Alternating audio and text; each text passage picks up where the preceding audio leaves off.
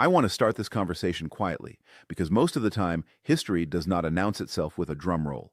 It arrives as a technical adjustment, a percentage change, a line in a press release that sounds boring enough to ignore. You probably saw the headline that steel tariffs in the United States are being doubled. Not adjusted, not reviewed, doubled. 50% instead of 25. It was presented as toughness, as protection, as a show of resolve. And if you stopped there, you would be forgiven for thinking this was just another round in a familiar trade fight. But if you slow down and look beneath the headline, something else is happening. Something more structural, more lasting, and far more revealing about where the North American economy is actually headed. The moment that tariff was announced, steel was not the only thing that moved. Supply chains shifted, industrial planning shifted, and most unexpectedly, Canada shifted. Not with bluster, not with matching tariffs alone, but by stepping sideways into a different kind of strategy altogether.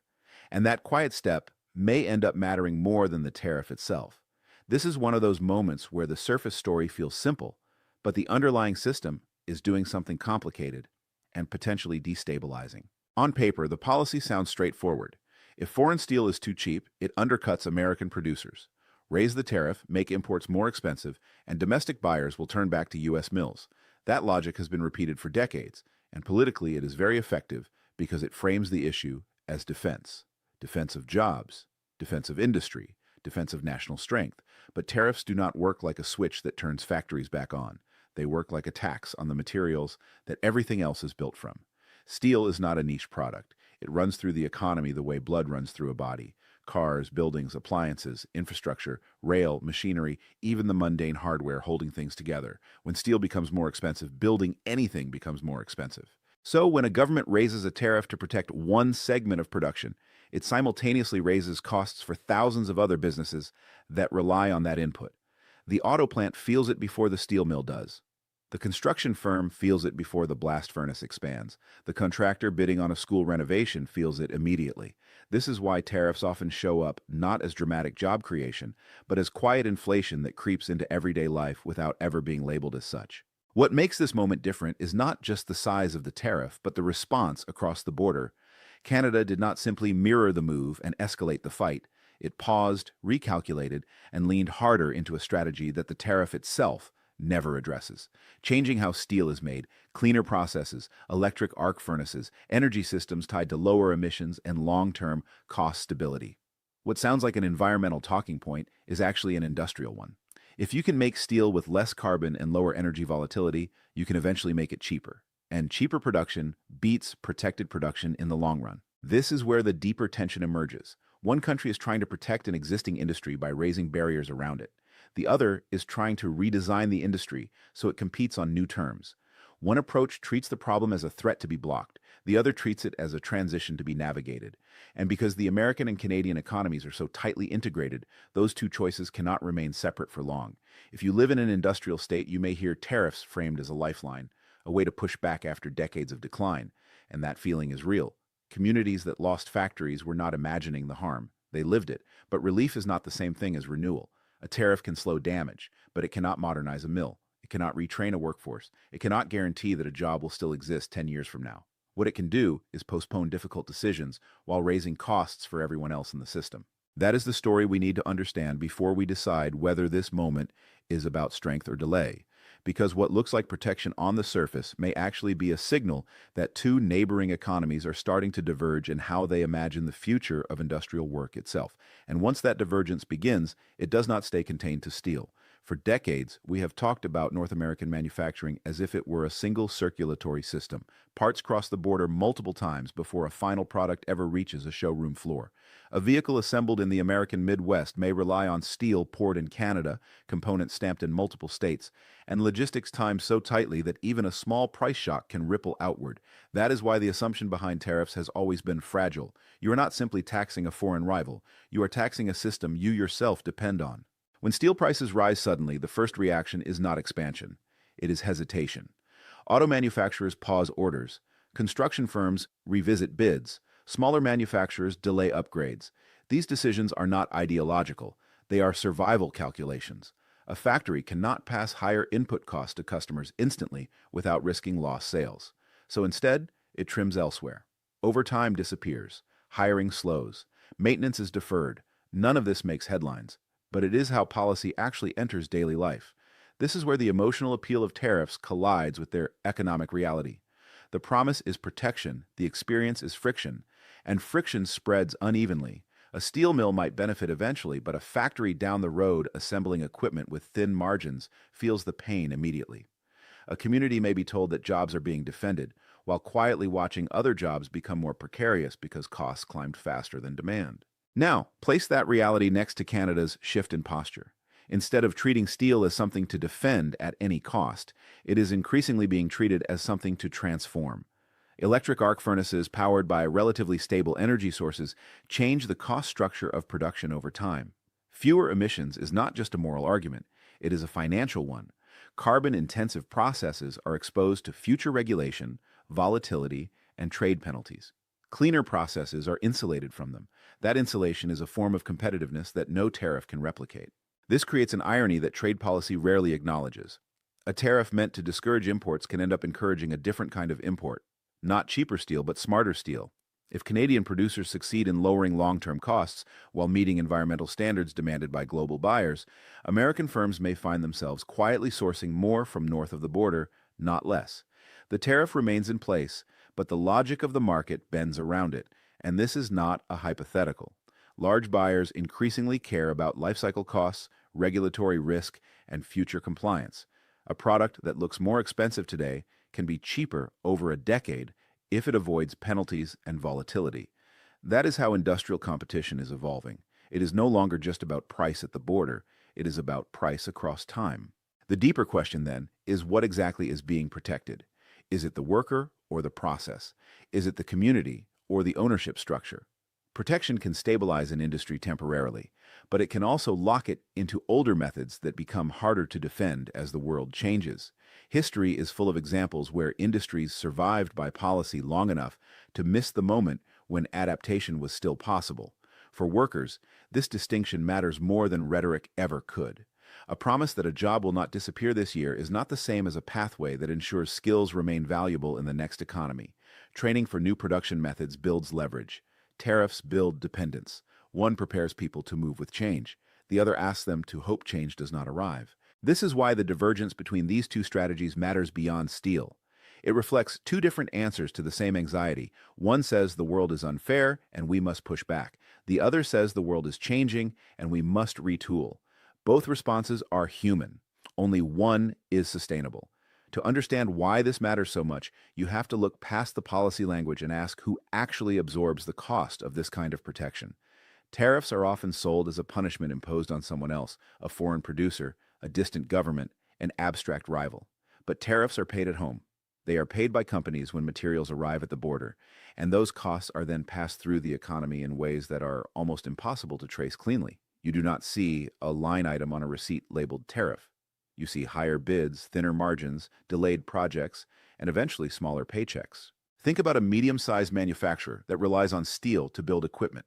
It does not have the market power of a giant corporation. It cannot demand lower prices from suppliers. It cannot instantly raise prices without losing customers. So it adjusts quietly. It postpones a new hire. It reduces training budgets. It stretches machines a little longer before replacing them. Over time, that firm becomes less competitive, not because it failed, but because its inputs became more expensive overnight. Multiply that across hundreds of firms, and you begin to see how a policy meant to save jobs can slowly erode job quality elsewhere. This is the part of the story that rarely fits into a political speech. It is easier to point to a mill that stays open than to explain why a dozen smaller businesses quietly stopped growing. It is easier to frame tariffs as strength than to admit they redistribute pressure inside the economy rather than removing it. The pain does not disappear, it just changes hands. Meanwhile, the Canadian approach is redistributing pressure in a different direction. By investing in production methods that reduce long-term costs and regulatory exposure, it is shifting risk away from labor and toward capital planning. That matters. When firms believe their process will remain viable under future rules, they are more willing to invest. Investment leads to modernization. Modernization leads to productivity. Productivity is what ultimately sustains wages, not protection alone. There is also a political dimension that often goes unspoken. Tariffs are relatively easy to announce and relatively easy to reverse. They can be expanded by one administration and rolled back by the next. That instability makes long-term planning harder, not easier. A company considering a major upgrade asks a simple question. Will this policy still exist when the investment pays off? If the answer is uncertain, capital waits. Workers wait with it. By contrast, infrastructure and technology investments create a different kind of expectation. They signal a direction rather than a defense. They tell firms that the ground beneath them is being reshaped, not temporarily fenced off. Even if the transition is difficult, it offers something tariffs never can: predictability. This is why the framing of trade disputes as battles is so misleading. Battles imply winners and losers decided quickly. Industrial transitions are not battles. They are slow reallocations of capital, skills, and risk.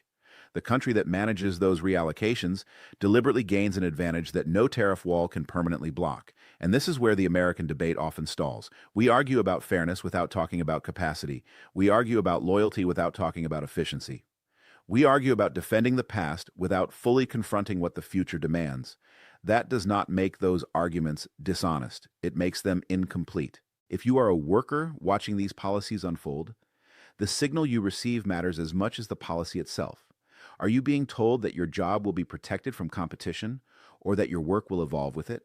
Are you being offered stability through barriers or security through adaptation? Those are not abstract distinctions. They shape whether communities invest in training, whether young people see a future in industrial work, and whether regions remain economically alive or slowly hollow out. What looks like a technical trade decision is actually a choice about how risk is distributed in society, who bears the cost of change, and who is insulated from it. Tariffs often push that cost downward, toward consumers and smaller firms. Innovation strategies push it upward, toward capital and planning. Neither path is painless, but only one builds capacity instead of merely buying time. This is also where the media framing starts to fall apart. Coverage of tariffs almost always centers on personalities and posturing. Who looks tough? Who blinked? Who retaliated? The story becomes a scoreboard instead of a systems analysis. What gets lost is the question that actually matters. What kind of economy is being constructed underneath all this noise? When you hear that tariffs are doubled, you are encouraged to picture factories roaring back to life. Hard hats, shift whistles, a revival. But industrial systems do not respond to symbolism. They respond to incentives and constraints. A mill does not modernize because a politician sounds confident. It modernizes because capital, energy, regulation, and demand align in a way that makes investment rational. And here is a paradox that almost never gets discussed. In some cases, tariffs can encourage companies to move production abroad rather than keep it at home. If raw materials become more expensive domestically, but finished goods are not taxed at the same rate, firms have an incentive to shift assembly elsewhere. You end up protecting the product while exporting the production. Jobs leave not because of foreign competition alone, but because domestic policy made them harder to sustain. This is not a theoretical concern. It is a pattern that has appeared repeatedly in globalized supply chains.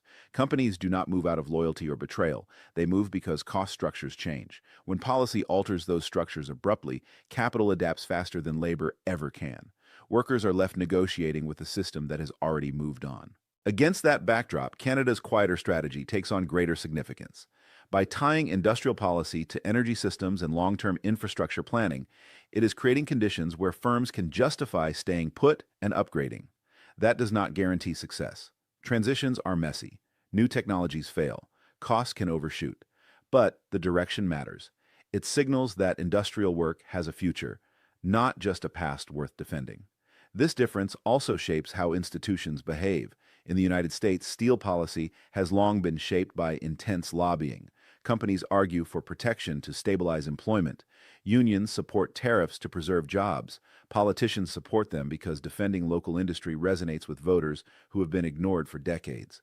None of this is irrational, but it creates a feedback loop where protection becomes the default response, even when it delays necessary change. In Canada, the institutional mix looks different. Environmental standards, provincial energy planning, and public procurement policies interact in ways that reward lower carbon production.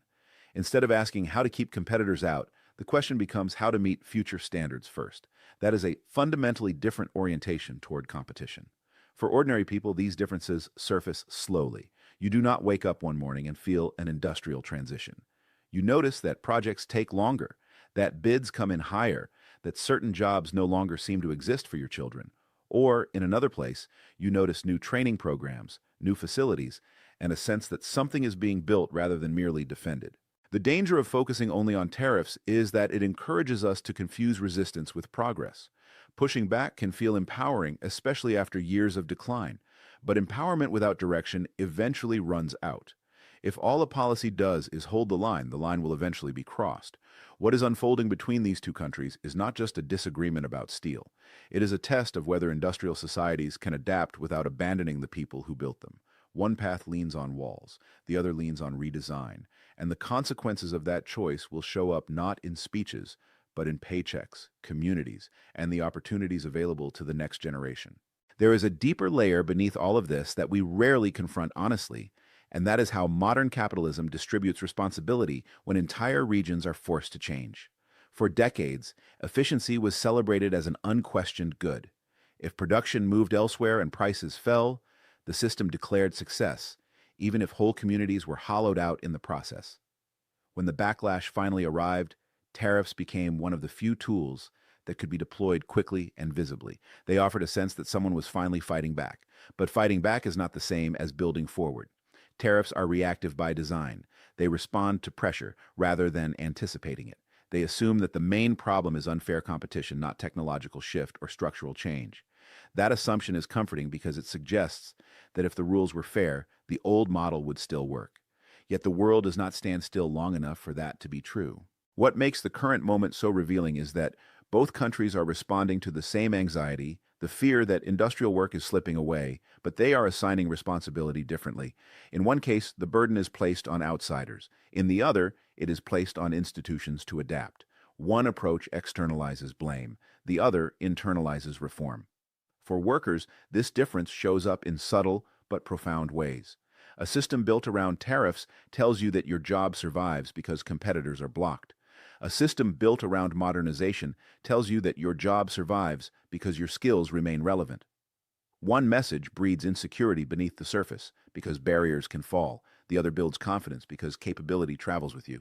This also affects how communities plan. When survival depends on political protection, local leaders focus on lobbying and elections. When survival depends on competitiveness, they focus on training, infrastructure, and partnerships. One orientation looks backward, hoping to preserve. The other looks forward, trying to prepare. None of this means that Canada has found a perfect answer. Industrial transitions can fail. They can concentrate power in new ways. They can leave some workers behind if training and inclusion are not handled well. But the attempt itself matters. It treats industrial labor as something worth investing in, not just shielding. In the United States, the reliance on tariffs often substitutes symbolism for strategy. It tells workers they matter, but it does not always tell them how they will matter in the economy that is actually coming. That gap between recognition and preparation is where frustration grows. People feel seen but not secured. And this is where the bigger lesson emerges. Economic policy is not just about prices and trade flows, it is about time horizons. Are we making choices that hold things together until the next election, or choices that remain valid a generation from now? Are we buying calm or building capacity? The tragedy is that these goals are not mutually exclusive. Protection could be used as a bridge, buying time for modernization. But that requires a plan on the other side of the bridge. Without it, protection becomes a cul-de-sac. You slow down long enough to feel safe, and then realize there is nowhere to go. As these policies play out, the risk is not sudden collapse. It is gradual misalignment. Costs rise here while capabilities grow elsewhere. Jobs appear stable until they are not. Communities remain intact until investment quietly shifts away. By the time the change becomes obvious, it is already entrenched. This is why the tariff debate matters even if you do not work in steel. It is a window into how societies respond when the ground moves under their feet. Do they brace and hope, or do they rebuild while standing on it? That choice shapes not just industries, but the social contract itself. When you step back and look at this whole episode in slow motion, what you see is not a trade dispute so much as a stress test. It is a test of whether our institutions know how to respond to change without confusing resistance for renewal. It is a test of whether we are willing to tell workers the truth, not just that they deserve protection, but that the economy they are working in is transforming whether we like it or not. The hardest part of this conversation is that tariffs feel tangible. They feel like action. You can point to them, you can announce them, you can campaign on them. Innovation does not feel that way. It is slower, it is messier. It requires patience, coordination, and a willingness to accept that some methods really are becoming obsolete. That is a much harder political sell than a clean line drawn at the border.